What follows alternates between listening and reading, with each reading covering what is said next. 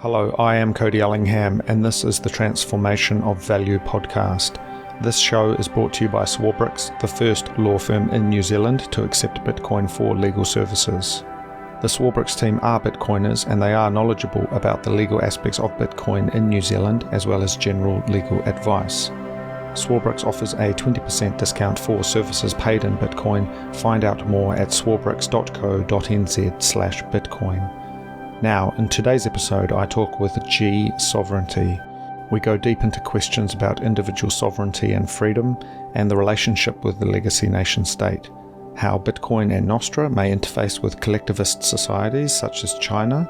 We talk about the Hong Kong protests, the dynamics of state and media, and Bitcoin's eventual showdown with the Cantillon Pyramid.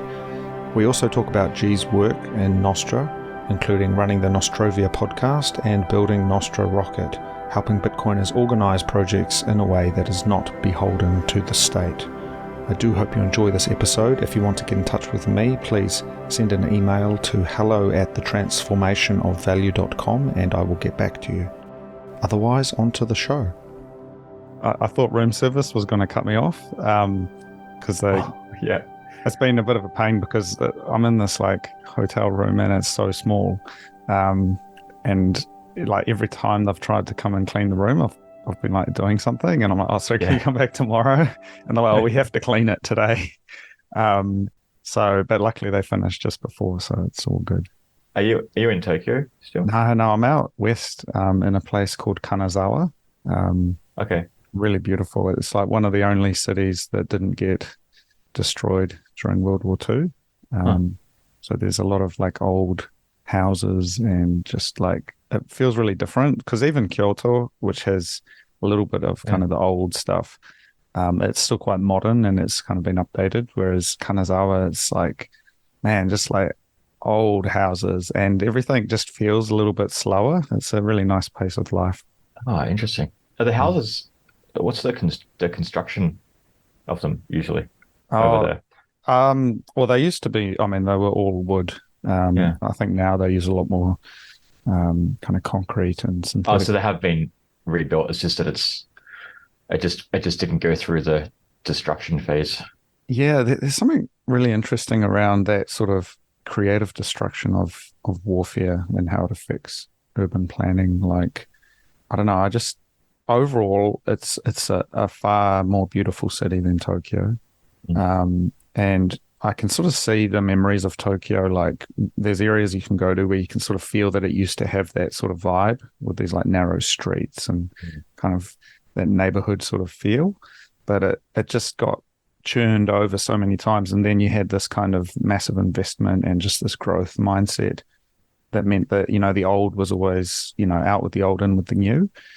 And I've always found that dynamic very interesting, how cities come to be. Hong Kong's probably a little bit like that as well, right?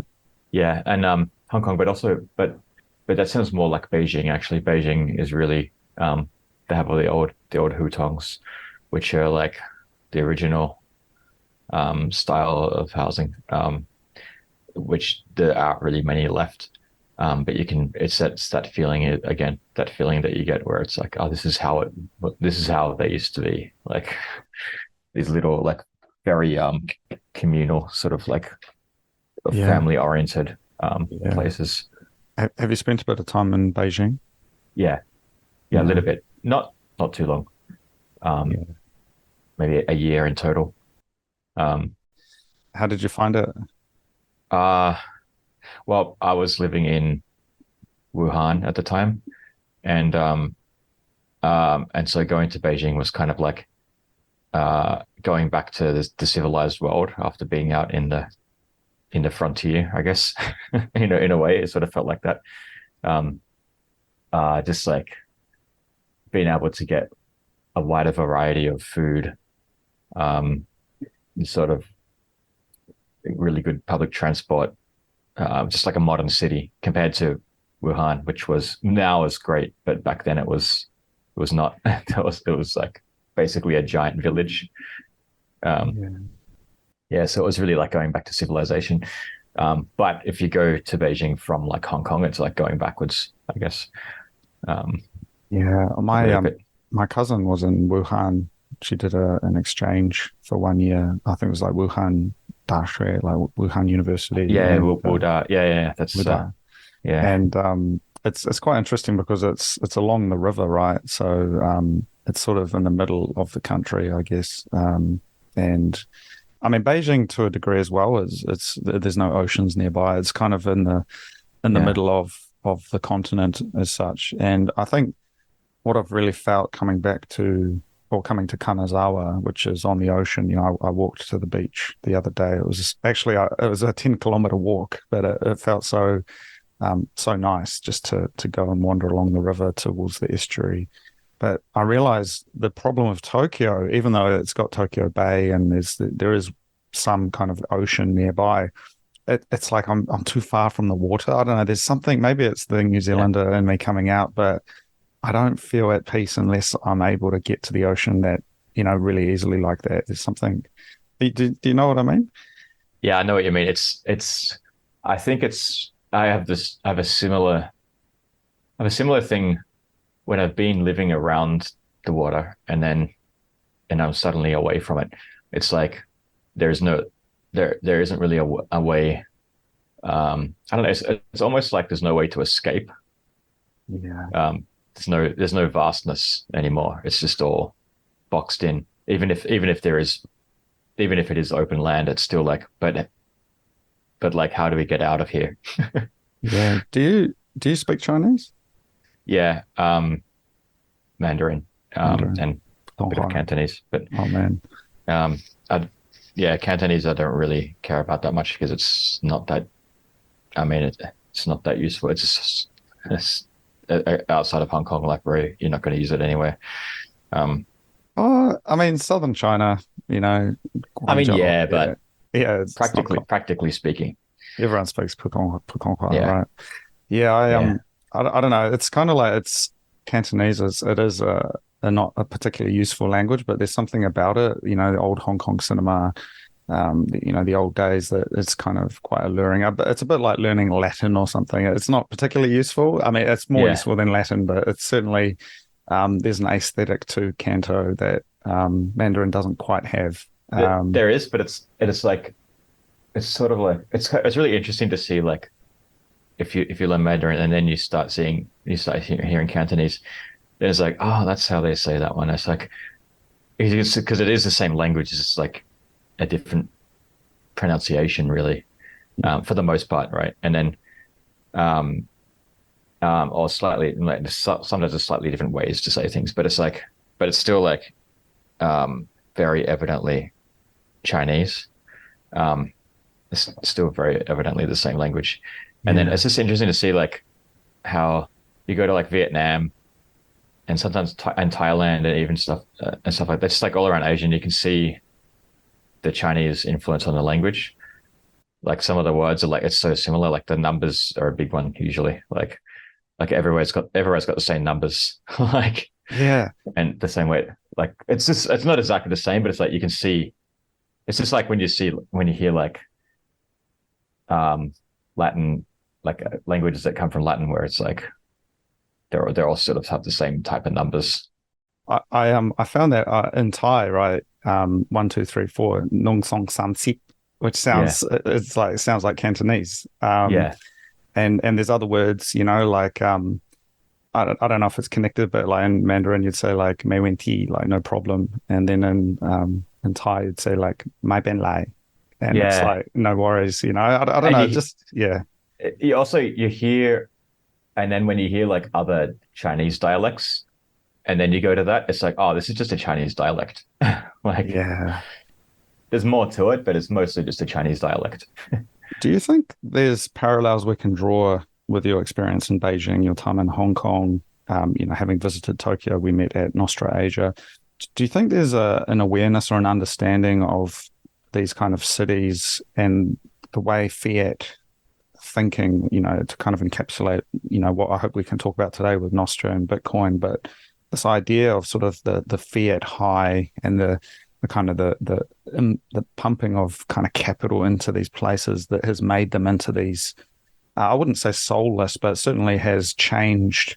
the structure and the architecture of the city in a way that maybe other places haven't quite experienced that. Do you sort of feel there's some kind of relationship there in terms of the way money and cities interact? Like yes, but it's not obvious. It comes out in like different in like little ways, like in terms of you can see the time preference coming out and manifesting in the way things are built and the way things are done, for sure. And then and I think that also affects the way people react, like interrelate with each other and the way they do business with each other. Because it's like, wow, you can't think too far ahead because there's no point. Yeah. And then if you, but I think a really interesting thing, like an interesting comparison would be to somewhere like Argentina, where it's like really, really hammered them, and to see a like I've never been there. I don't really know anything about it, but I just heard from people who are Argentinian or people who've been there, like the way that it just destroys everything. Um, Yeah, well, so like, along those lines, though, I mean, you've got similar to Argentina, where you've got this kind of history, this kind of the golden era of yeah, architecture and kind of nation building. Same with China and Japan to a degree. You've got these kind of artifacts from the past that are inherited, but then they're sort of squandered in a way. And the Hutong example in Beijing, these old communal kind of family houses that are, very beautiful and quite iconic. I think really around the time of the 2008 Olympics, they started knocking them down and putting up these like just yeah, faceless modern buildings. yeah, And half the time, those buildings have a lifespan of about 10 years before they start falling apart themselves. mm, Um, and there is this interplay where that sort of stuff gets lost along the way. And same with Tokyo, it just feels like the furthest we can go back is about 1970 before things start getting blurry. Um, and so to go back to like the Edo period or, some ancient history, it just isn't even possible. And then it's this refreshing thing to see like a castle or something from, the 17th century, yeah. which I can see from my window, and I'm like, man, it's like a different kind of time preference that, I think because for Japan, yeah, but for China, it all got like so obliterated during the Cultural Revolution that it almost doesn't matter anyway. I think. I mean, there's a deepening respect now for ancient, basically like ancient stuff. Um, but I mean, they blew it all away during the Cultural Revolution, and not all of it, but like they really did a lot of damage there. And and I think the fiat the fiat stuff is kind of almost neither here nor there in comparison. yeah, Especially with China because it's like it's not part of the US fiat system. It's subtly different. The goals are different. It's a The US fiat system is pure like it's all business, right? Like it's extractive, um, and that's what it's for. The Chinese fiat system is more it's anchored in a Confucian philosophy, and so it's more like it exists in order to deliver the goods, like in order to deliver the result for essentially like the massive Chinese family, which is like Chinese culture as a whole. Um, so and there's obviously like it's still fiat and it still does damage, um, but the goals are very very different, and the place that it comes from is very different. yeah, And they've done this experiment so many times already that they kind of know already. Like they had fiat under because they were using silver, and then they went to fiat. Like I think it was one of the I forgot which emperor, but like one of the Mongolian emperors. I think it may I can't remember, but anyway, he switched from well, everyone was using silver except the emperor was like, except I don't need to use silver. I have paper, and you will take it or we will kill you. So like that was like that was like a very clear way to explain, like, yes, it's fiat, yes, it's worthless, but yes, you will take it and you will equate it with silver. So like, Yeah. so they've had this explicitly before, and like they know it's sort of ingrained in the culture. Like they kind of know, like, um, so it can't really get that too far out of hand. Yes, Um, it's like the bounds have already been set because, as you yeah, say, I mean, paper money came from China. It was like 900 AD, I believe. something like that. Yeah, like Yeah, yeah, and so the bounds of this kind of thinking and that have already been set. And so, even if you look at the housing market and the way you have these 99-year leases on housing and property because it all ultimately belongs to the state.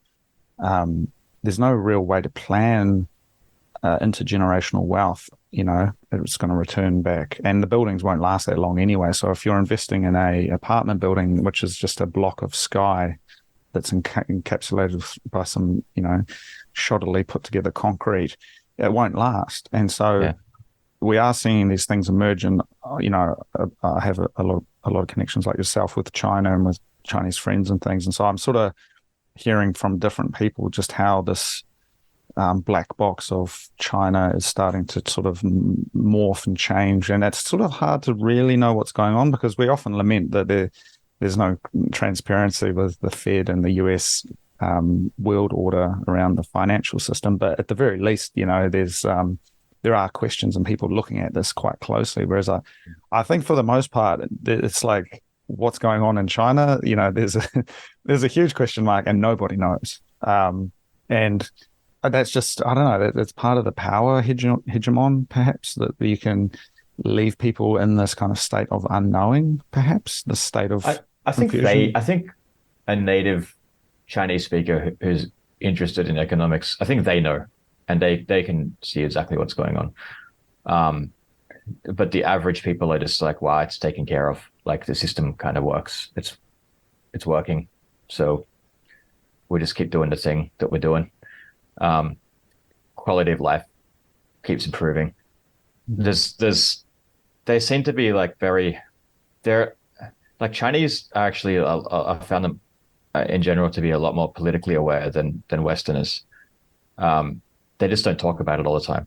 That's They right. know, but they know, and they're just like, wow, cool. But I mean, we've been doing this for 5,000 years. Like, yeah, this is just another one of those. This is just like that time, or this is like that time, and it's better than all the other times. So it's an improvement.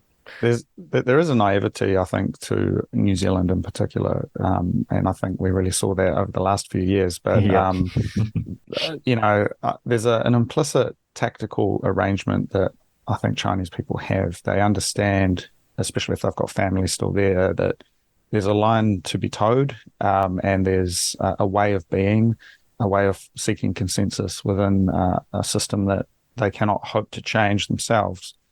That means that they're a lot more careful about what they say, um, and there is a history of that.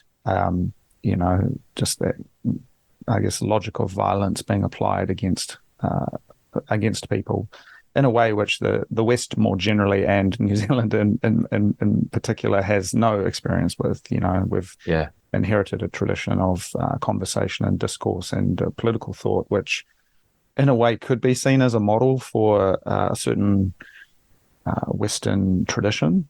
But it's also an anomaly of history. You've got, as you say, 5,000 years of just the strong man coming out of well, China. And, it's also yeah, competing strongman, right? And it's really just an extension of the family unit to the entire country or to the entire state.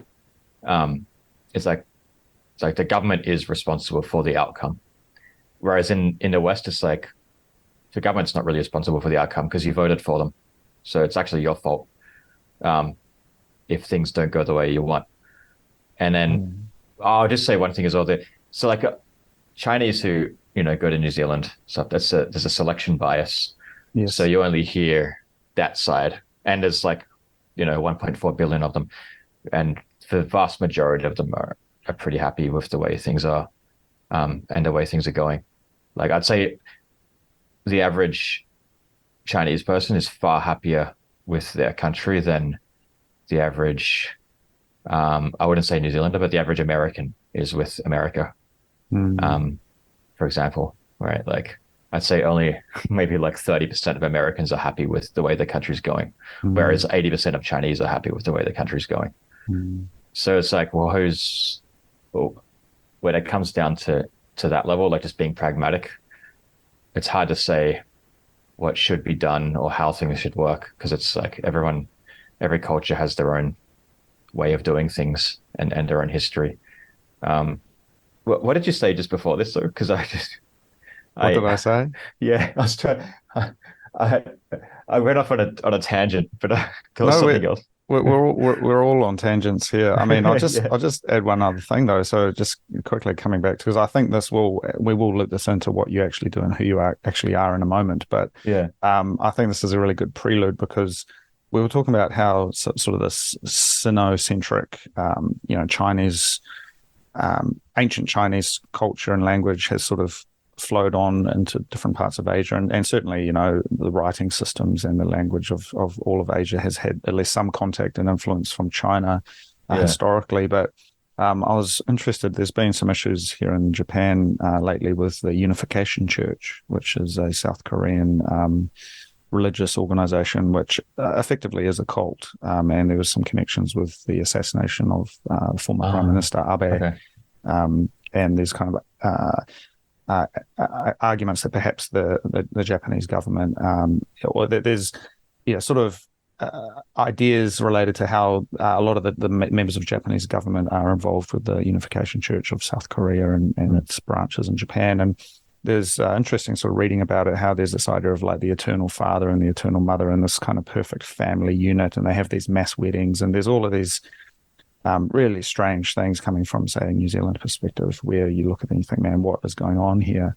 But it kind of connects back to that idea of like the strong man and this kind of Daja Hao, Daja, like big family of China, yeah, which is it's a cultural thing. Like, I don't know how else to describe it, but it's their mode of self-organization.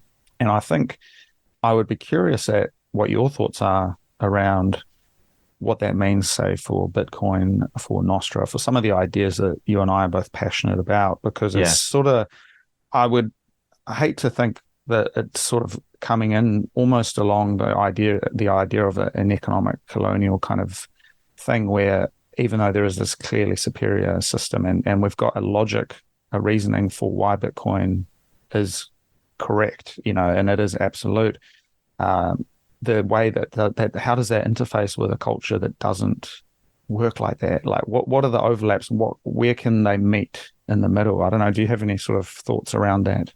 yeah. So I think because what we want, I mean, what I want, and I'm pretty sure what you want is individual sovereignty, and like control. Just, I mean, essentially that, right? Freedom. Um, yeah, and what that means is like just the ability to make your own choices, really, and use like why would I need to use your currency? Like why do I need someone to tell me what currency to use, or anything really? Like I'll make my own decisions. Um, and that's why we like Bitcoin, or at least that's one of the reasons why we like Bitcoin. Um, but there's also group sovereignty, like there's like family sovereignty, and there's community sovereignty, and there's national sovereignty. And we don't like I don't care about national sovereignty. Like that's not I don't have a there's no country where I think I'm part of that country or I'm part of that group. Um, that doesn't work with me at all. But for other people, they do have that. They do have the group sovereignty thing. Like they want to be part of the group, and the group somehow, however it is, the group makes decisions. Um, and that group, as a group, they want sovereignty. And they want to be able to interact with other groups and also and or just anyone who's not in that group. They want to be able to interact as a sovereign group. Um, so like China is now in this situation where they're trying to assert their group sovereignty in the world, and being told, no, you can't do that because you're violating individual sovereignty. But it's like they want the group sovereignty. That's what they want. And the ones who don't want it, they tend to leave. Mm. So like I think there's something to be said for that, and Bitcoin is just as valuable to them to assert their group sovereignty as it is to us to assert our individual sovereignty. And that's Mm. something which I think Bitcoiners are missing when they think about countries like China. Not everyone wants individual sovereignty. So a lot of people really want the group sovereignty. Yeah, well, I think that's sort of where I'm really interested in some of these cross-cultural discussions because obviously a lot of the narrative is driven from the United States, which has a history of this, strong independence from the federal government, this idea of independence of the individual. And a place like New Zealand, I think, sits slightly further away from that, where we are a small country. We are a large community in a way. And, I only notice it as I leave New Zealand that I think, man, I really, generally speaking, I do like New Zealand people. They have their failings, but it's a little bit like the Shire. We're all sort of in this Yeah, thing. And if I meet someone at the airport and I hear that twang in their voice, and I think, oh, I'll probably go and have a chat with that person. yeah, No matter where I am in the world.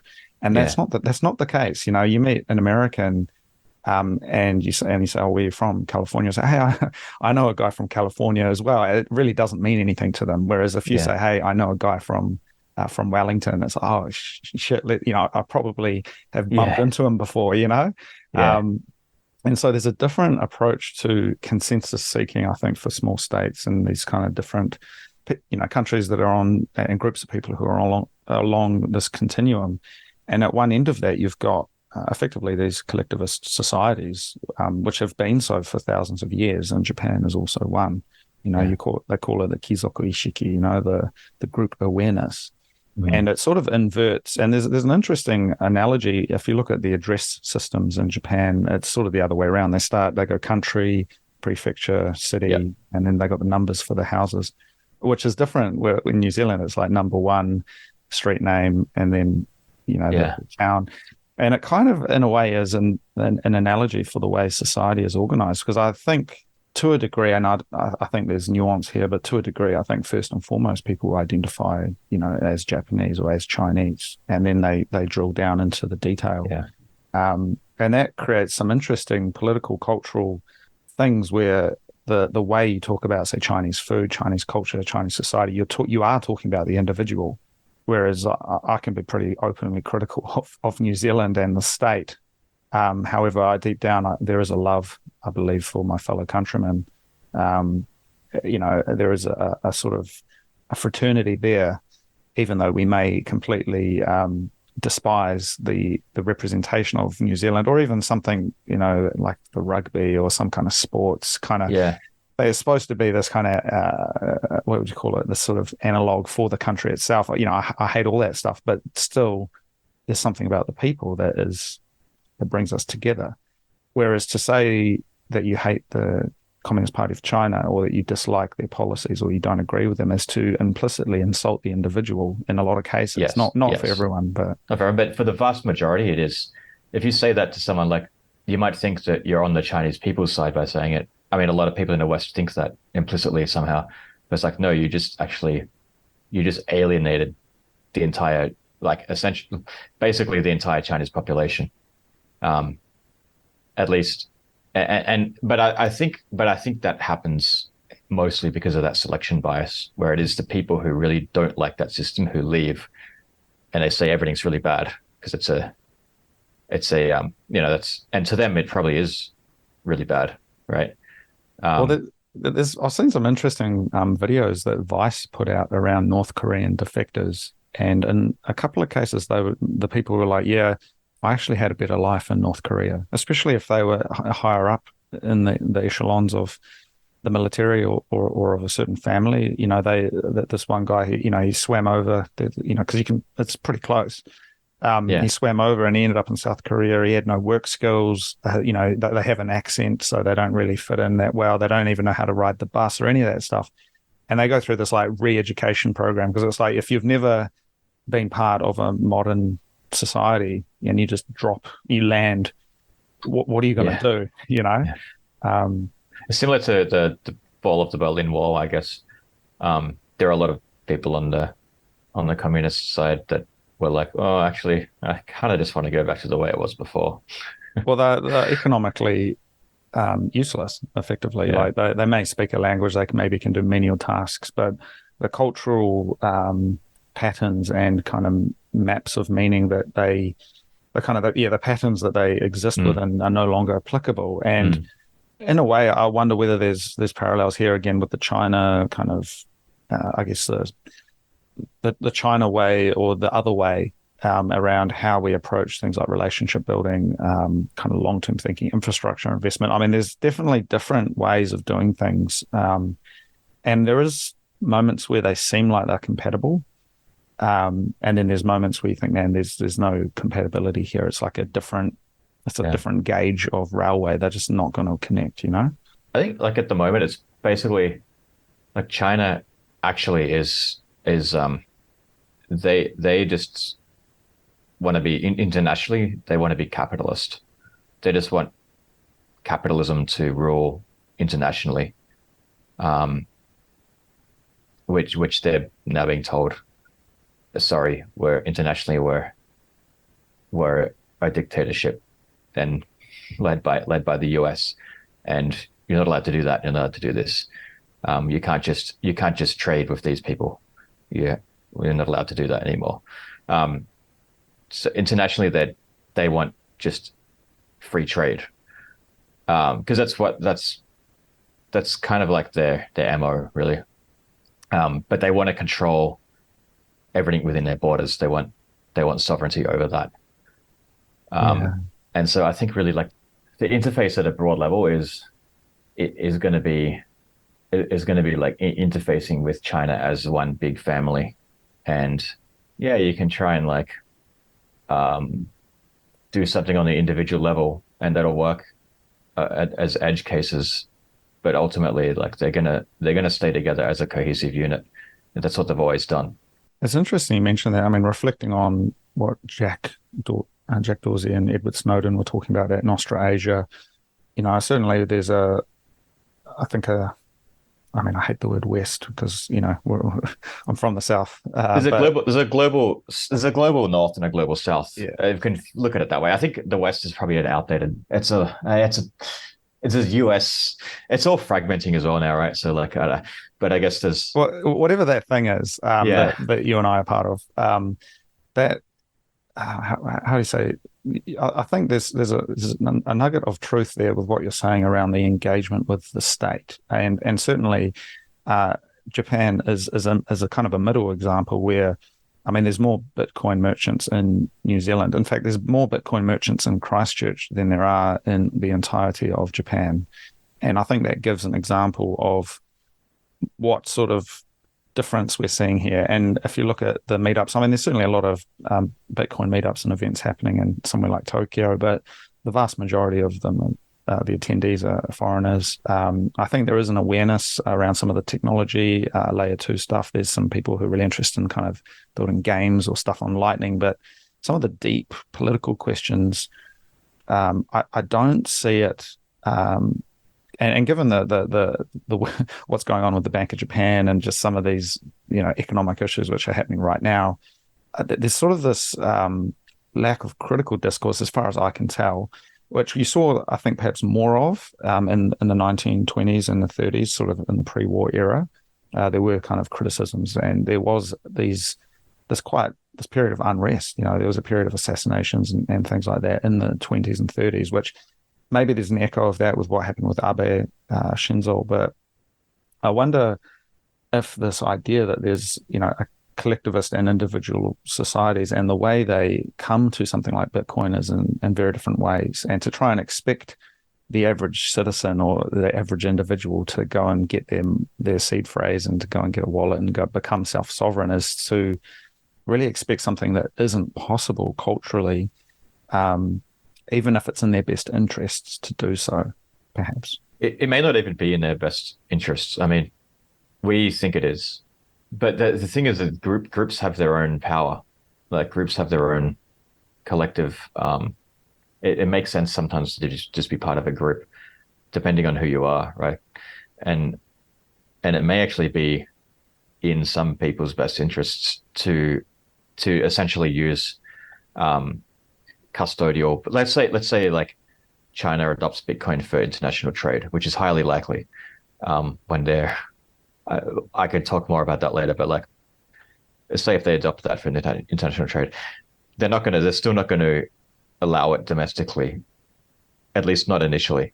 They're not going to allow it domestically because they want control over the economy. Because if anything goes wrong, the government's responsible. They're not going to allow this experiment to happen domestically um, unless they see that it really, really works everywhere else. Um, so, so that would mean that essentially, but the Chinese government then would be like the central bank would be accumulating Bitcoin, um, and that's sort of the groups.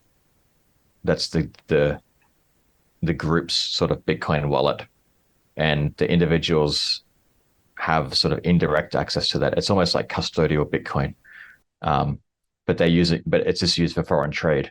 And so whenever they're buying something from a foreign country, it's going through Bitcoin, but it's just going via the central bank. I can absolutely see that. And if you look at the history of gold and the centralization of gold, um, and 6102 and all of these things, I could certainly see that taking place. And given the information controls, and this is where we touch on Nostra a little bit, but there could be a paper currency within the country that is, it doesn't even need to be pegged. It can kind of just be its own thing that is propped up by basically the police coming and knocking on your door. That's what it's backed by, and border controls and capital controls. And then there's this wallet that's being settled in Beijing, that's used for those flows of international capital. And given the production base of China, I think there's an argument to be made that perhaps they could actually crack it and they somehow manage to centrally plan. I don't know. I mean, a lot of Austrians would be yelling at that and saying, "Look, that's just not Yeah, possible." But looking at what's happening with AI, looking at what they've done so far, they've kind of made it work for 50, yeah, 50 years, yeah. or from 1949. So yeah, 60, 70 years now. So I don't know, man. I think like central planning does not work in in a in a Western context because we're way less um, able to submit to something like that. But when your culture is had 5,000 years of submitting to central planning, like it probably does work. Yeah, I mean, I can see it also from a tech perspective. They've got these tech giants, WeChat, Tencent, Yeah, Huawei, these different companies, certainly with competency, and in fact, the mining companies as well, manufacturers, they've got perhaps the technical skills to also execute this international trade system where, because it is a bit messy at the moment. I mean, when I've had to buy stuff from China, the easiest way is to go via Hong Kong. Trying yeah, to, I can't quite remember how it works, but trying to send RMB, I mean, it's not really that straightforward. yeah, Um, Whereas, you go through the Hong Kong dollar, and I mean, that was always the role of Hong Kong, and that's where you're based, obviously, but it was always that kind of portal, that kind of peg into the world. And I wonder whether that's an analogy that we could look at with Bitcoin, where Hong Kong becomes, reemerges as the kind of financial hub 2.0. It looked like for a while that was going to disappear as the China increases its sway in Hong Kong and tried to crush the protests and that several years ago. But now we see maybe it could emerge again as it's the Bitcoin hub. This is where Bitcoin stuff happens. The no Bitcoin yeah. in China. Thank you very much. And there's sort of maybe some connection there, perhaps. There's well, that is what is happening. Oh, okay. So Hong Kong is being used as a sandbox by Yeah. China. Yeah. That's always sort of been that way since the handover. Like it's viewed as because China always experiments with small areas like that. They opened up Shenzhen as an experiment um, before they rolled it out nationally, right? And they're doing the same thing with Hong Kong. They're they were Hong Kong was about to see Hong Kong is very US centric because the Hong Kong dollar is pegged to the USD and the banking system is like deeply connected. Um, so Hong Kong was about to basically just outlaw all Bitcoin and crypto trading, um, unless you're a so-called qualified investor, which means like um, you're already like very rich. Mm. Um, they were about to do that. That the laws were written. It was all like they were doing it. They were going to ban everyone from buying Bitcoin, but going to and then like overnight they changed because Beijing that was so Hong Kong was they're autonomous, right? They make their own laws. They were doing this because the US wanted them to do it because they can't comply with the AML and the CTF stuff and whatever. So they were like, okay, we just ban it all. Um, China stepped in and was like, no, you're not banning it. You're actually you have to make this legal because we need Hong Kong to experiment here and see like we can't experiment with it. We don't have like China doesn't have the capacity to do these kind of experiments politically. Like they can't do it, but Hong Kong can. So like like Beijing just like told them not to. Like they just told them to legalize it, Mm. and that's working its way through now. Yeah. So I think like things like that.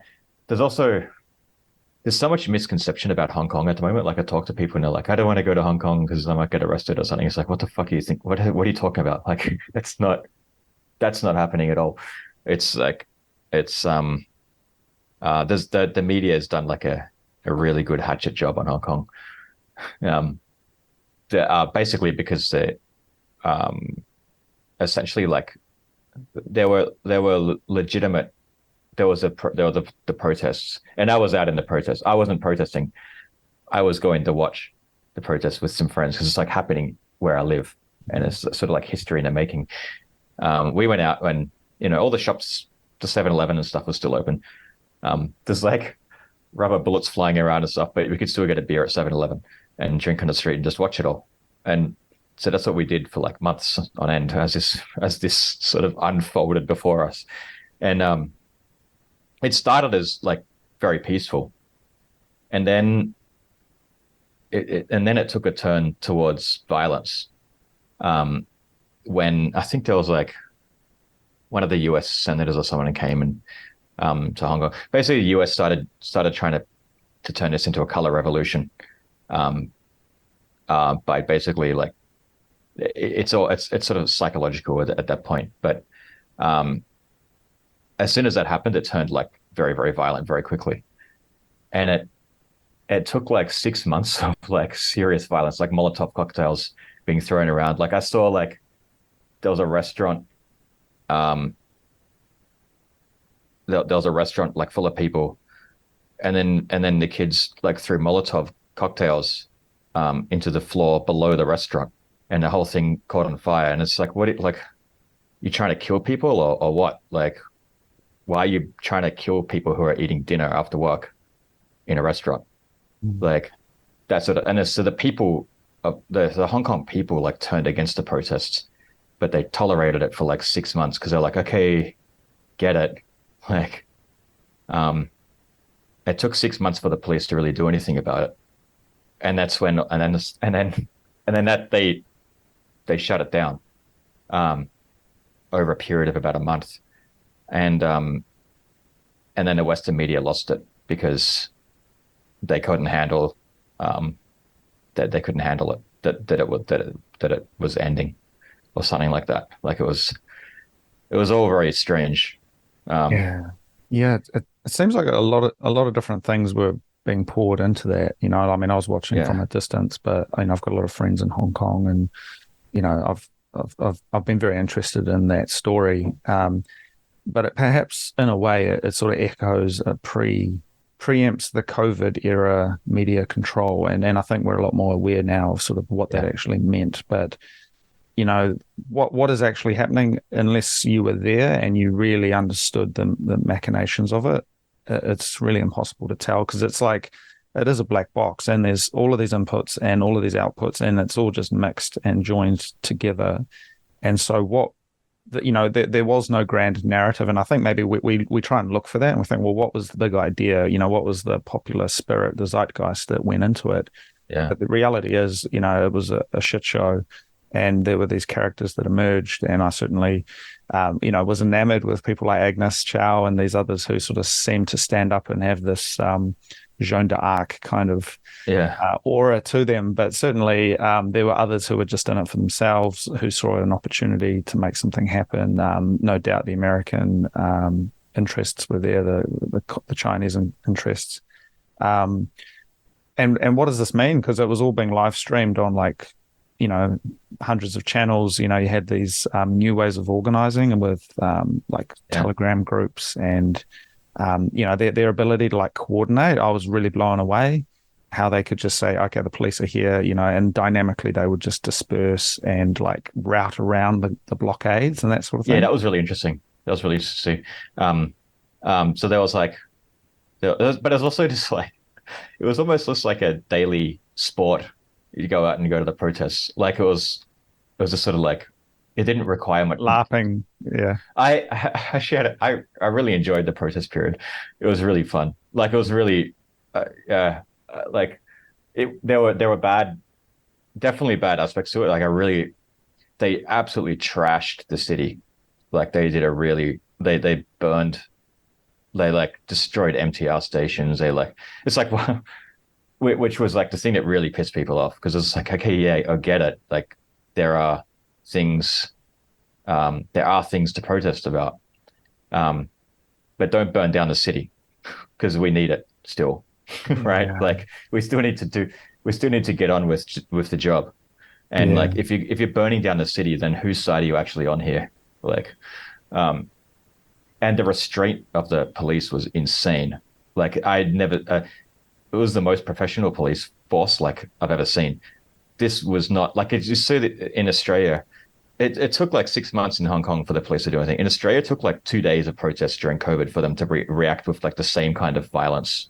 So when I saw that, I was that was the final sort of nail in the coffin for the whole, Hong Kong is not free and the West is free. It's no, it's self-evidently wrong. That's interesting. There's a really good film, Inside the Red Brick Wall, which is sort of, handheld documentary footage from the Hong Kong Polytechnic and that kind of last stand. And again, it has this kind of Alamo kind of feel to it. This was the last place. And you look at these kids and they're got the Gucci bags and the Nike sneakers and the Jordans, and there's there's an aesthetic to it, and it's sort of, it was cool. It was like cyberpunk, and they got the gas masks and the umbrellas, but at the same time, looking at this through a Bitcoin lens, what does it mean? Is it even knowable to know really what was going on and what the machinations are? I think where I've gotten to with my understanding of these kind of media phenomena is that you can only look at what happened. You can't really understand why it happened. And so you're always kind of following, you're not able to anticipate or set a direction. You can only sort of look at the things as they kind of come to you and then react to them. So you're always sort of one step away from being able to do something about it, I think. And in a way, the hypothesis perhaps for Bitcoin is that it kind of exists in its own place, and it has a force of its own and kind of a gravity of its own that you can start working on and working towards. And that's sort of some of these themes around parallel societies, parallel networks, sort of separation. That's kind of I don't know, for lack of a better word, it's a separatist movement from just the global shit show. And so in a way, it feels a lot more like you can be in control, because fundamentally what the principal values of the system are. They're not political values, they are mathematical. They're more knowable. You can run your own node and you can see truth. You can, And you're also not. that the people who are attracted to it are like-minded in the same way. It's really like, so I'm originally from Australia, of course, and then, but I don't view myself as Australian. If someone invaded, I honestly wouldn't care. I wouldn't do anything about it because they don't care about me. I don't care about them. Like that was a harsh lesson we learned during COVID. Um, Australia is not a nation. It's a something else, but it's something that I don't want to be part of. But Bitcoin, I want to be part of.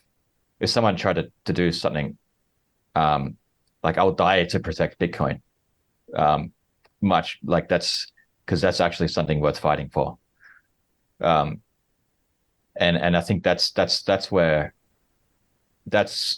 we come together. And not everyone's going to agree about that, but a large number of people are, and we're going to be a cohesive. Not, it's a different paradigm, right? But it's a group of individuals who believe in this, and that is kind of a nation. And if we get big enough, it's a nation that can defend itself against tyranny. So, and okay, not everyone wants to get on board. That's fine, but for the people who do, though, like here it is. Yeah, those are profound words. You know, um, putting your life on the line, your reputation, your everything you hold dear for this idea of Bitcoin. But what's interesting, G, is that I know exactly what you mean, and for myself, deciding to put my name out there, as a starting point, talking about it, being active, building on it. I've done so much more to build on this nation of Bitcoin than I could do or that I would ever want to do for the nation of New Zealand, for example. It's sort of, I Like really, sorry. they because like they just locked us out of it. Yeah. What's the point of contributing to that society when they can cut us out of it at any time? And they just did cut us out of it. So Yeah. like, why would I mean, sure, some people still want to contribute to that. Um, but I don't. And I don't I think and a lot of people don't. And so I think those societies, I view them really as a legacy society.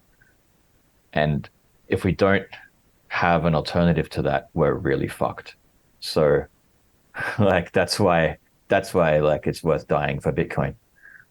I wonder if this kind of energy, this tone of conversation is in a way, the analogy is problematic, so I need to work through it with you, but analogous to something like empire, where uh, for better or for worse, again, just objectively, for better or for worse, the ability of, say, something like the British Empire to cohesively organize and self organize and to build Hong Kong, to build New Zealand, to build Australia, these different places from effectively nothing because Hong Kong was a couple of islands, New Zealand was a sparsely populated islands, chain of islands in the South Pacific.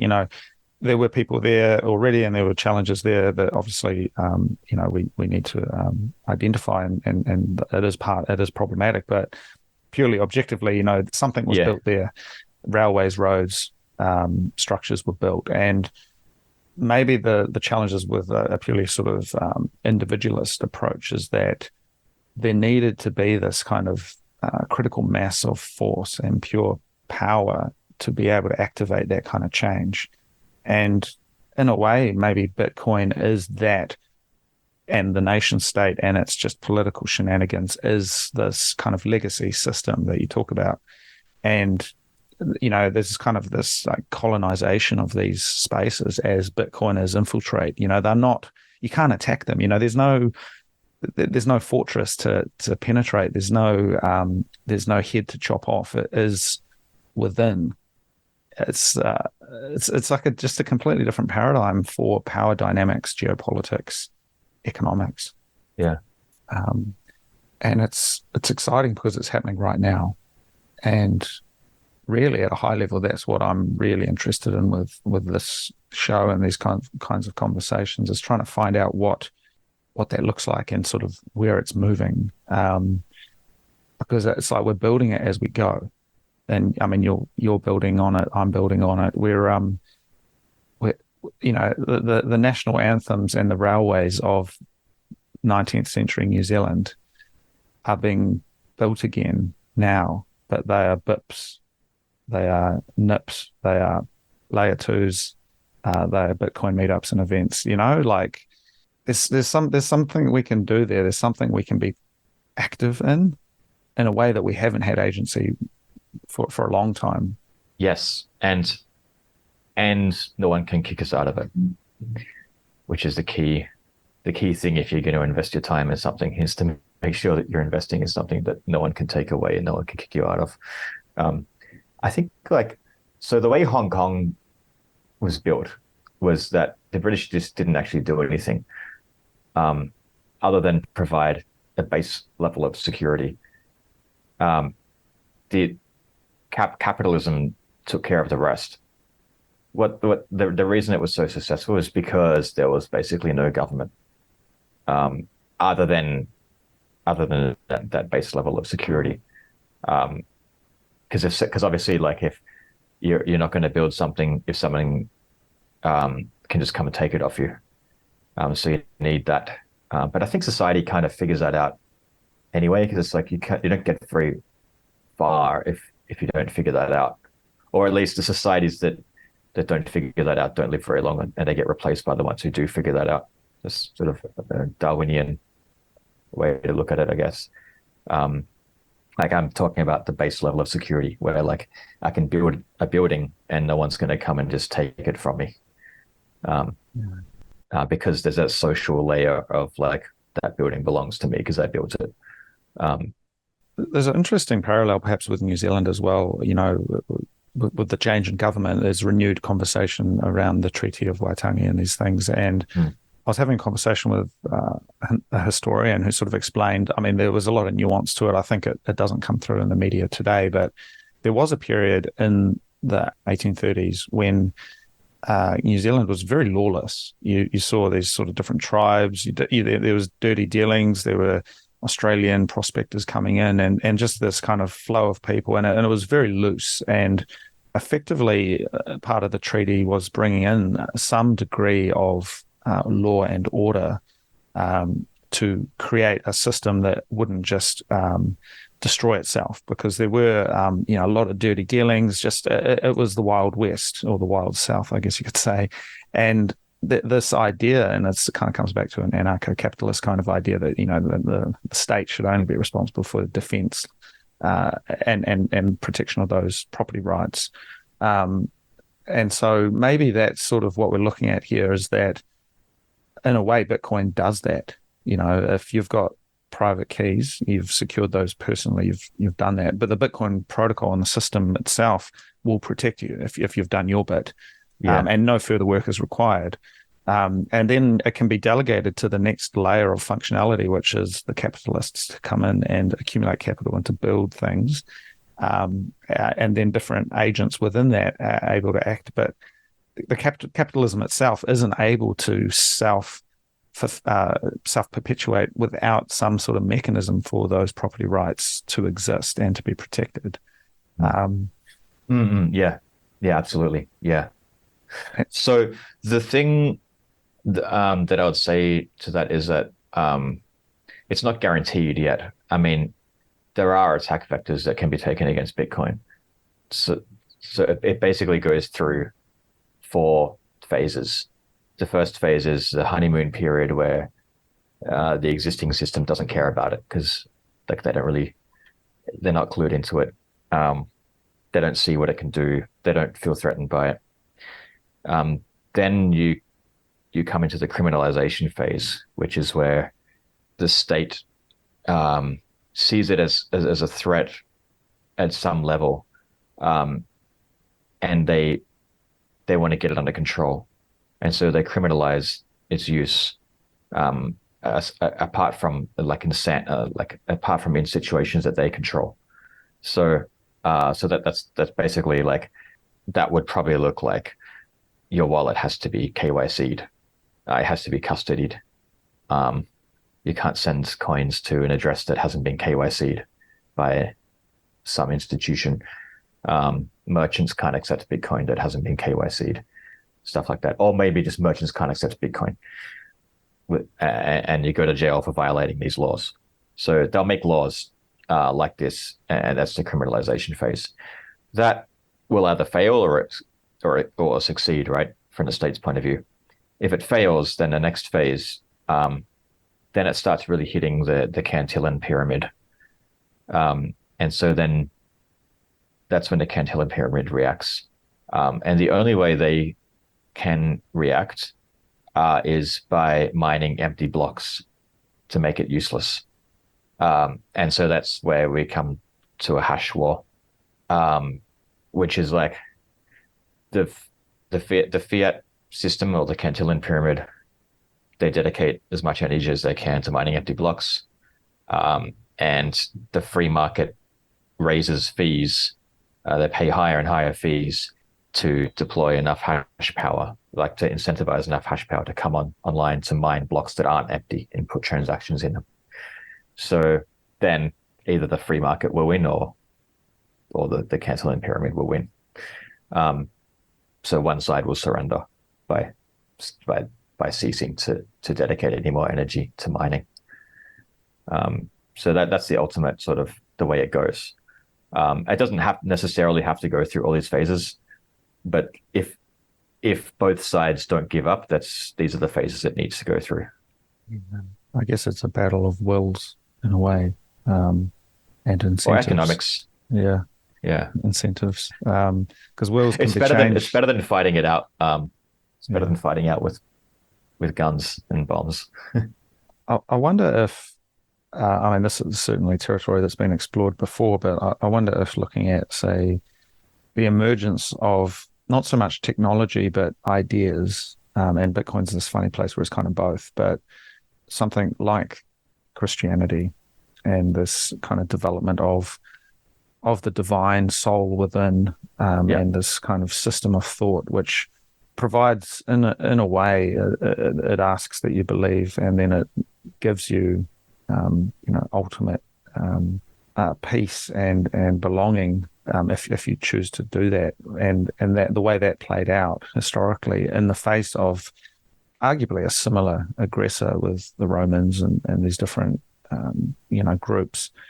I wonder how that can be used as a rediscovery or an analogy to kind of look at Bitcoin, because you saw periods of the early, the apostles, you saw the period of evangelism, and I mean, just even here in Japan, stories of, people who were Christian because it was banned for a long time, been asked to basically, give up their faith or risk death. That was, quite common throughout the world, and they gladly gave their life for the idea of Christ. And I think there's something in that which maybe warrants more of a historical analysis, which I don't have all the information to it, but how did that work? Because it still won, and the individuals continued it and they carried that fire within them.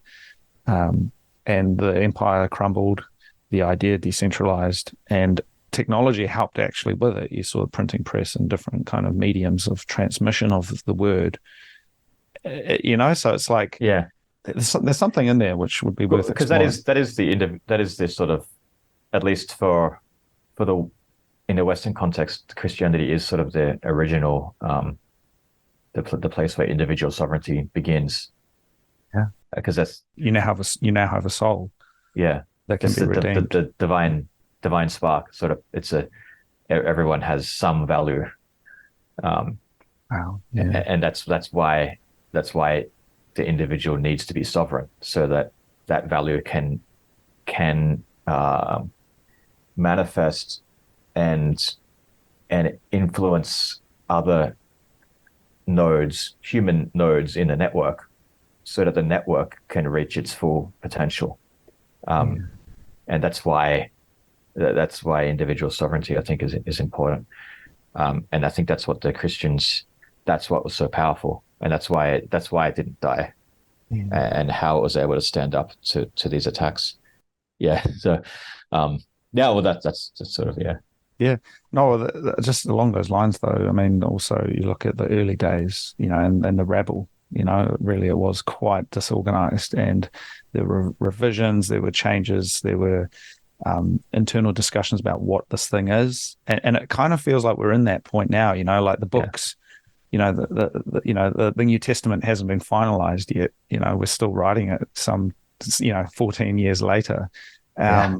And there's certainly some analogies there, the gossiping around the protocol, the way nodes communicate, the way the word can be carried door to door, a rejection of kings and emperors, there's only thy Lord, there's sort of, and maybe It in a is way, very, it's very aligned. And the day when Martin Luther, nailed the thing to the door, October right? 31st. Yeah. Yeah, exactly, right.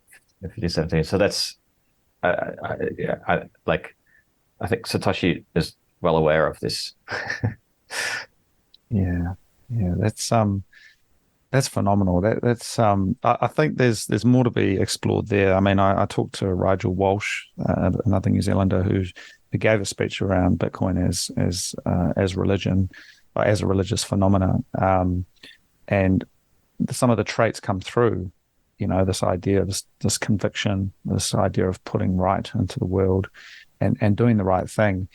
And I wonder if, in a way, that explains both this idea that a lot of Bitcoiners come to Christ as well.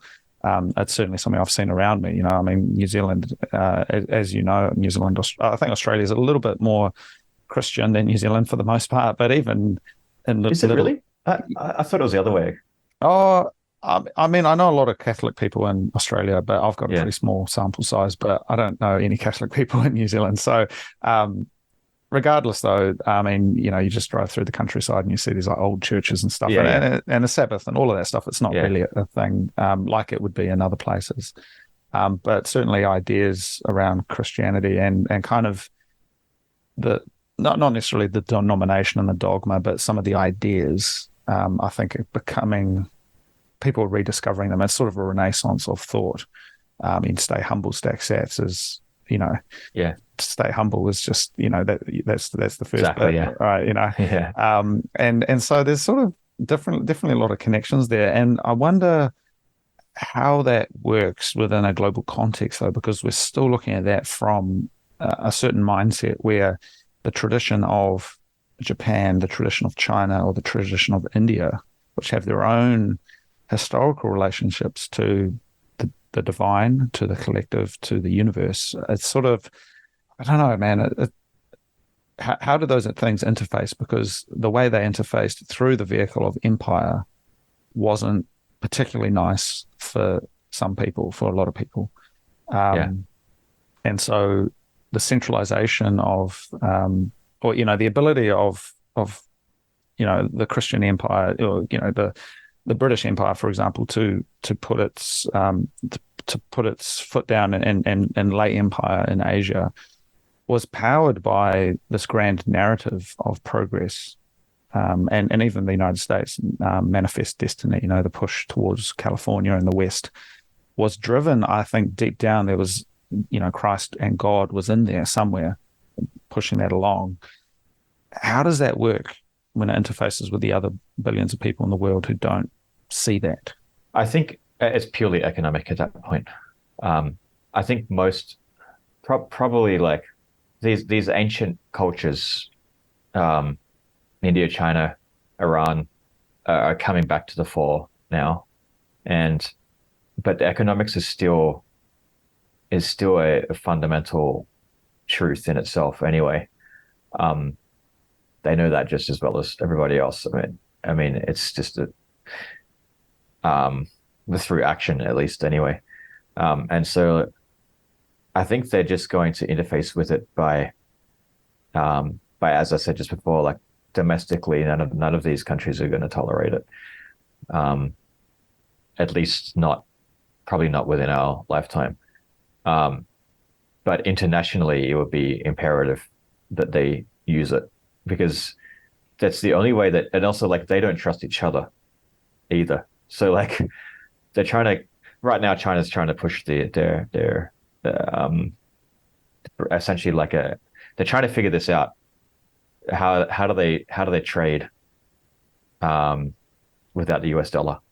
And it's not there are that is actually Bitcoin's competitor right now, and something which people really don't take into consideration because they think, well, I think it's basically like the media in the West um, has done this hatchet job, and that's Bitcoiners need to be very aware that what the global South is doing now in terms of finance, that is this is Bitcoin's competitor, and it's a very it's too early to say which one's going to win because because those nations are the ones that are producing stuff. Like the global South produces everything, and if they all don't use Bitcoin, that's the end of Bitcoin.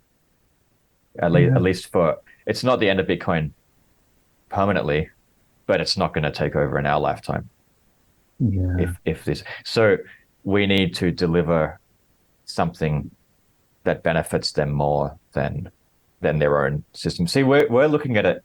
We look at these other countries and their systems from the viewpoint from our own system, and our own system is of fiat is purely exploitative. And so we just assume that their one's going to be the same, but it's not. It's a different paradigm again.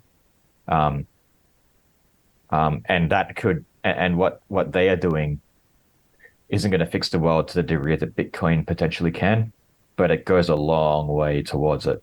It does a way better job than what we've done with our fiat currency. So it, there's something there to unpack. Um, and something to be respected about it because I see like people are not like Bitcoiners in general are not taking this seriously.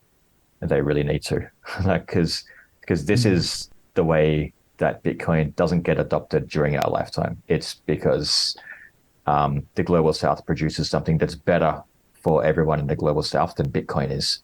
Yeah. Well, what you say about this collectivist engagement with it, in a way, I think the reality is that self custody is not going to work for the Yeah. vast majority of people. The system to Or at least uh, not immediately. Like a long term, yes, sure, but you've got to get there. yeah, Um, yeah, and there's sort of this idea that there's some sort of collective that is the interface, and then the individuals are within that, and they're sort of just basically doing what they're currently doing. And then at a higher level, there is an interface, and there's this kind of this technocratic level that is, the node runner for the group and yeah, and the nation, and that leads to the same kind of centralization issues you had with the gold standard and the nation state and trading blocks and these kinds of things. And I mean, yeah, even looking at the history of the Industrial Revolution, which is arguably the point at which humanity really finally found its legs, and was able to break out of that Malthusian kind of boom and bust yeah, cycle. We could have had that we could have had that a long time ago. I mean, the Greeks had toy steam engines, and yeah. they had like wooden rails, and they had the building blocks of the technology of Mac, They had steam engines. And pistons. Oh, the Romans at least had pistons. They were yeah, very close to a steam engine, actually. The Romans. yeah, but the reason why it never emerged, at least as far as I've seen, is that they had slaves. Yeah, And so, why would you build a steam engine when you had free access to slaves and to this resource? And so it came back perhaps to economics as well, that it's easier to just get someone to do the work instead of building the machine. And I mean, it's the same with New Zealand. I mean, the reason we've got some of the best horticulture and agriculture in the world is because it's so fucking expensive to pay people to come over here and pick, apples and kiwi yeah, fruit, that we have to have machines do it. But in other places like Italy, where they grow kiwi fruit as well, they just get laborers in from over the border to come and do it. Um, and so it comes back to incentives. And perhaps the moment that we are in, where similar to the Industrial Revolution, where you had the Enlightenment, you had the Renaissance, you had all these different kind of motions happening. Perhaps now in this geopolitical time, Bitcoin, technically maybe it could have happened, a lot, further back in time. Maybe it's been 14 years. Why didn't it happen? 5, 10 years ago properly. Perhaps from now on is really when it starts finding its legs post COVID, Yeah. as geopolitical relationships start to decay, and we need something that can kind of be a lifeline between nations that would otherwise not be communicating with each other. Yeah. I think if it can just be used for international trade to replace the US dollar for international trade, that's that's good enough. That basically there's no sort of coming back from that. I mean, it's one at that point. Um, What does that look like though? Because I mean, how do you? Because that's quite different to the consensus or the zeitgeist of Bitcoiners, which is to the downfall of the nation state. It's like, well, what would the Department of Bitcoin look like? What would the head Bitcoiner at the Reserve Bank of New Zealand look like? Because that's not a frame of thinking that is very common, or I've never seen it in the Bitcoin world. But someone's got to build this stuff. You know, yeah. I mean, I think it's more like it's gonna have it really it has to start from the global south because they're producing, or it has to start with the nations that are producing things of value. So not the US. So like for somewhere like New Zealand, I think it could just be the farmers accept Bitcoin. You know, like that's Ontario it runs its yeah, milk auctions when it takes Bitcoin. yeah. Yeah, Not accepted, but that uh, accepting Bitcoin settlements. is one thing, but like saves in Bitcoin, like they value they use Bitcoin to store their economic power. Um, if like Fonterra did that, um, then if you want Fonterra's milk, you got to have Bitcoin to get it. And so like if China does that, like if you want stuff that's made in China, you have to pay them in Bitcoin. Like imagine what that would do. Or, I mean, the other option, looking at Argentina, which is a huge agricultural producer. I mean, they've got abundant farmland and historically, major exporters of agricultural products. I mean, that could be a potential reality coming through pretty soon if this Javier, gets in Yeah. as president, or at least, even if he doesn't, the question's being asked because the peso is so poor right now that they're using US dollars. And I mean, you get into the challenge though, because if the currency fails, that the next best thing then is probably the US dollar. Yeah. And so, is there this precursor period where it's dollarization followed by Bitcoinization? Um, because maybe on a US dollar standard, everything will just work for another, X amount of years. I mean, On a global, like a truly global US standard, yeah, and probably could, um, yeah. which is kind of sad. But And they keep kicking the can down the line, but they've got the manufacturing base of the world now running US dollars, and so yeah, they can kind of just run as much deficit as they need. although like there's really the world really is splitting between global south and global north, and I don't think the global south is going to be accepting US dollars for much longer. Um, and that now is increasingly involving the oil production. So yeah, I don't know. I don't know what that really looks like, but the next 10 years are going to be really interesting, that's for sure. Yeah. I realize we've just had a huge conversation and we haven't talked at all about who you even are, and what do you even do here.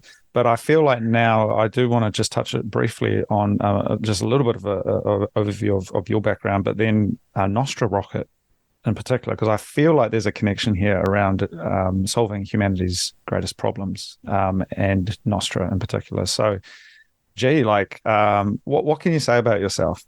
Uh, How would you describe yourself? I don't know. I try not to usually. um, I guess I'm an engineer or a hacker, solve problems, um, and that usually involves um, writing code and or building hardware. Um, I got into Bitcoin. I really saw the value of Bitcoin when I did a hardware project, a software defined radio. Uh, I did a crowdfunding campaign and raised money and with PayPal, because it's the way people wanted to pay. Um, and then PayPal froze my account, um, like in the middle of manufacturing and stuff. It was like a really um, it was a very disruptive thing to do because like I needed to pay the manufacturers. Like all these things are like manufacturing hardware is like you have a schedule, especially back then. Now there's a lot more just in time stuff, but like back then it was like you have a schedule. This is your time on the SMT machines, like it's slotted in for here, and you have to pay by here in order to keep that time. Otherwise, it's like a month away. And like I'd promised delivery um, to the crowd basically by a certain time, and so PayPal freezing my account like really fucked things up. Um, so I was like, okay, well, then I can only accept Bitcoin from now on then for this kind of thing. um, so moving forward with that particular project, I kept pre-selling units, but only for Bitcoin, um, and that got me through that period. As it took like a while for PayPal to unfreeze the account, and that's a long story, but like I ended up making a website, Let's Kill PayPal, and then and the like this the director of like PayPal APAC um like called me on my private phone number, which I guess I'd registered with PayPal. He called me personally and was like, "Can you please? We're going to sort it out. Can you take the site down because the staff aren't coming into work because they're scared?" And then I got the money back and but like I shouldn't have had it. But it was like incredibly disruptive. So anyway, that's when I really saw the power of Bitcoin. It's like, okay, they like this. It does actually work. It can't be stopped, um, and can't be frozen. So it lets you get on with the job and without needing to think about this stuff. Um, then skip forward like I guess like 10 years, and then I saw Nostr, and I got the same. It was sort of like the same feeling that I got around early Bitcoin, in terms of the community. Um, it was really just like a gathering of people who are solving important problems and are intelligent enough to solve them and have a pristine ideology. Um, and so that was when there were sort of um, around like something like 20 people who are sort of like active in the Telegram group, the Nostr Telegram group. Nostr itself wasn't really that usable. Um, but like, I don't know. I don't know whether I was lucky or what, but like then Nostr, I was like, these are my people. Like, I just felt very like these are the people like who I want to be around. And this thing's going to go somewhere. Um, and I just kept sort of going down the rabbit hole with that, and then I ended up producing a like, and then I woke up one day and there's all these new people in the Telegram group. Like suddenly, it's just floods and floods of people, and then we had a few of these waves, right? There'll be like a wave. They're like probably like three waves of people coming in before this, but but I woke up one day and there's this like a massive wave of new people coming in. It's like, what? And I was like, what happened? And then someone said Jack happened. And then and then so that was when Jack Dorsey, like, I don't know what he did. I don't even know what happened there, but like I think he tweeted about it or something. And yeah, all these people came in and it sort of like vindicated it or reinforced that like, okay, this really is going somewhere. So I was like, I want to talk to the developers. Like I want to talk to other developers who are building stuff with Nostr because it's a new paradigm. It's a different way of doing things. So that's why I started the podcast. That's one of the reasons why I started the podcast. Nostrovia. Yeah. The Nostrovia podcast. Yeah. So yeah, I wanted to like, I wanted to just have, because it's different when you talk to someone in person and when you're talking on Telegram or something. And it's like, I want to have discussions about like how people are thinking about Nostr in terms of like technically speaking, in terms of like the paradigm of how to build like the data structures and because it's a totally different way of doing things. And yes, I've started that um and I also did it because I historically am not very good at speaking or public speaking or anything like that. So I was like, this is probably a good way to learn. Um, yeah, and now I'm building nostr.rocket, um, which is like a sort of you you can sort of view it from the perspective of a DAO, but not the way that DAOs have been done before, but like a DAO in pure terms. Um, so basically, like if you have a project um, and you want other people to work with you on the project, this is a way where everyone the sort of let's say quote unquote cap table of the project builds up over time in response to the work that's being done at the granularity of the pull request. And no one owns the project. It's just all of the people who have contributed to it own it. Um, if someone pays to use whatever the project builds, they're paying the contributors directly, and it's like a round robin thing. So it's eventually consistent with the cap table. Um, so it's sort of like an alternative risk sharing thing, alternative to the company structure, because companies are anchored in the state, and the state is not going to let us do a lot of things. Um, and like we can't do Bitcoin stuff with companies. There's no such thing as a Bitcoin company because companies are a branch of the state. So it might be fine during the honeymoon period, which we're in still, arguably, but it's not going to be fine during the criminalization phase, which is what happens next. How does that work? And so it's almost like a proof of sweat kind of model Yeah. where you do some work, you put in some effort, and is that how does that relate to your involvement in a project? How does that get compensated? So so you start with the person who starts the project, and they just by instantiating the project, that creates like one merit, which is sort of like another way to say share, and that gives them voting power to approve or reject other people's requests for merits, and you request merits in response to work that's been done that you've done.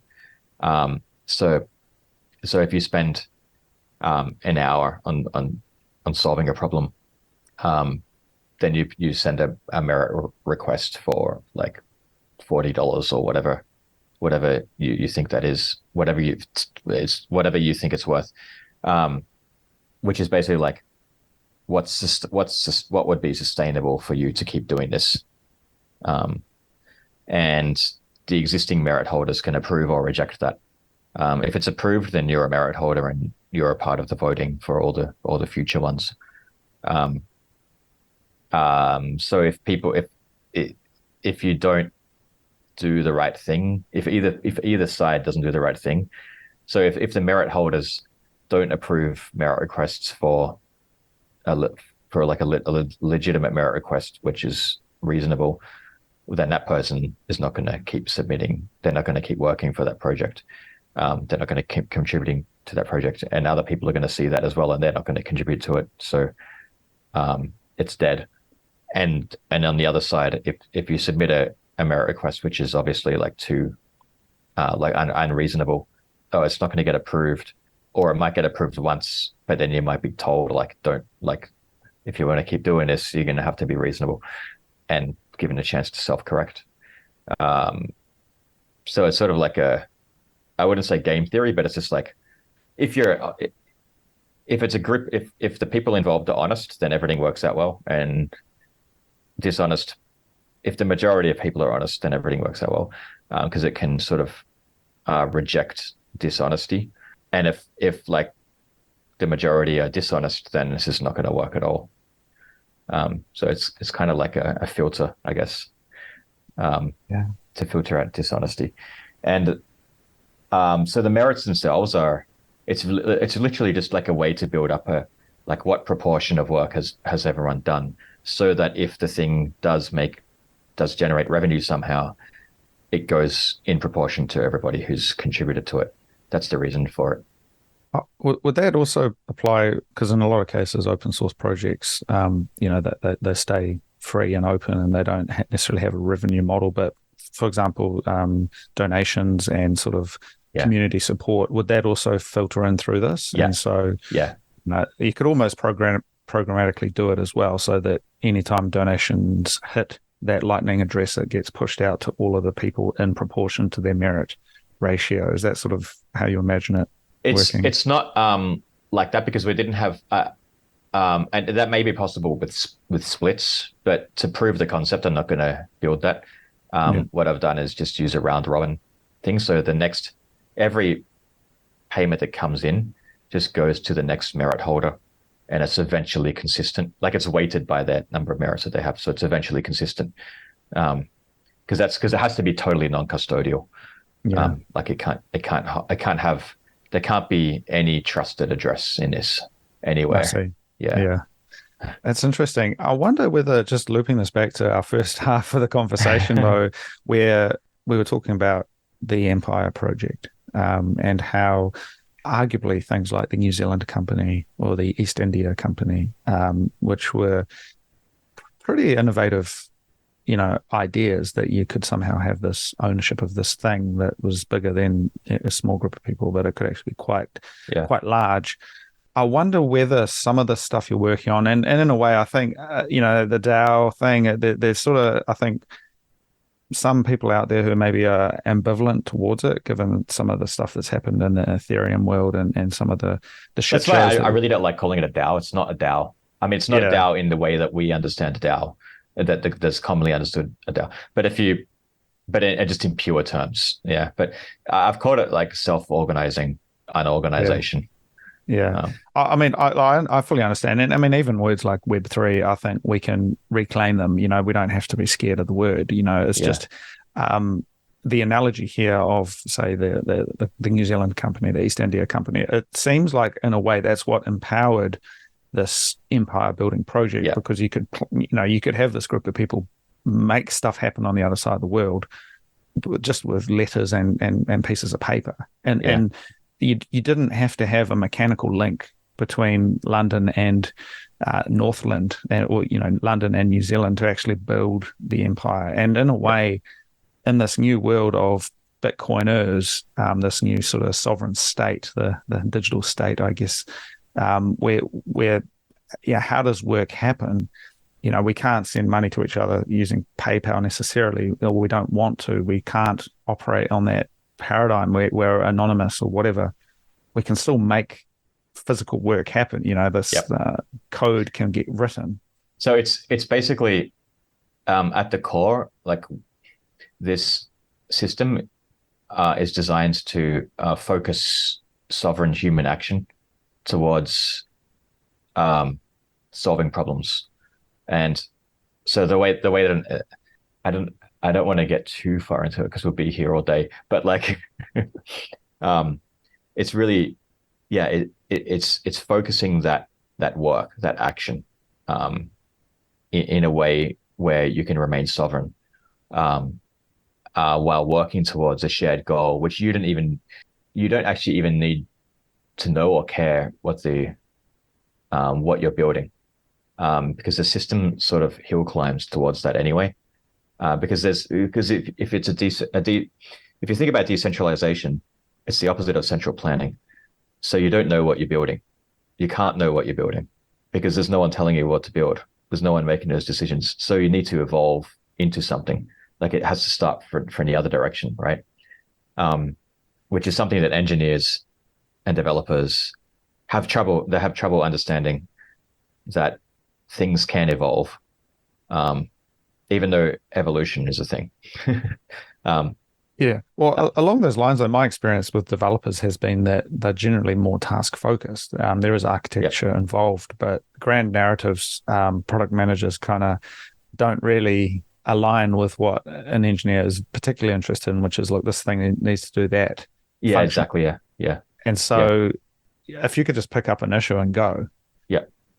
So the way that works with Nostrovia is there's a problem tracker, and I don't know if you've looked at it, but the top problem is that humanity is not doing as well as we could be doing, and all the other problems are nested under that, and it gets you drew all the way down to like this button doesn't work, and so that's how you keep that focus towards doing something like in the right direction and excluding things that are in the wrong direction, because that's how systems go astray, and this is why it's important that it rejects dishonesty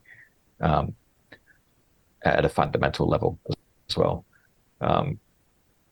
So, and this is why also like it wouldn't be possible without, it would be very, very difficult to do this without Nostr. It'll be flat out impossible to do this without Bitcoin, because you need a source of truth for this to work. Yeah, manifest destiny for the Bitcoin era, an idea that's greater than the sum of its parts. It's direction towards human achievement, human excellence, flourishing, abundance, a place that we seem to be getting further and further away from in this kind of fiat circus that we live in. Yeah. I'm excited, man. I realize we've gone in a few different places today. I've really enjoyed this. I feel like there's more, but maybe for another time. Is there anything else you want to add about what you're working on? Anything else you want to, anywhere you want to send people? No, I mean, I wouldn't even send people to my project. I would send them just to Nostr itself first. Have a look at that, if you haven't already, because it's awesome. It's the way that we are able to communicate. Like Bitcoin allows us to communicate value, and Nostr is allowing us to communicate our social graph, our social connections. Nostr is the telegraph lines streaming across the country. Yeah. Bitcoin is the railways carrying value back and forth in this digital world, this new digital Bitcoin state that we are trying to build. We're trying to secede from the fiat system and create something better for everyone. I don't know. There's some big stuff in there, man. I'm excited. I'm going to have to ponder on this one a little bit, I think. Yeah. Gee, thank you so much, dialing in from Hong Kong. I hope I can come see you. I do want to go visit Hong Kong and have some dim sum and visit Yamate again. But thank you for your time, man. Yeah, thanks, man. It was a great conversation. I had fun. Thank you for listening. I do hope you enjoyed the show. I am Cody Ellingham, and that was The Transformation of Value. If you'd like to get in touch with me, please send an email to hello@thetransformationofvalue.com, and I will get back to you.